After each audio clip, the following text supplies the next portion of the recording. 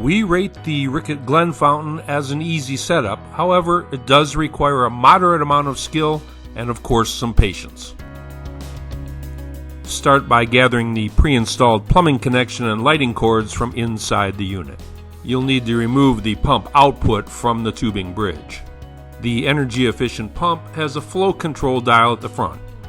Install the pump output, attach the pump to the plumbing connection, make sure that the connection is tight and that the pump is set to full strength.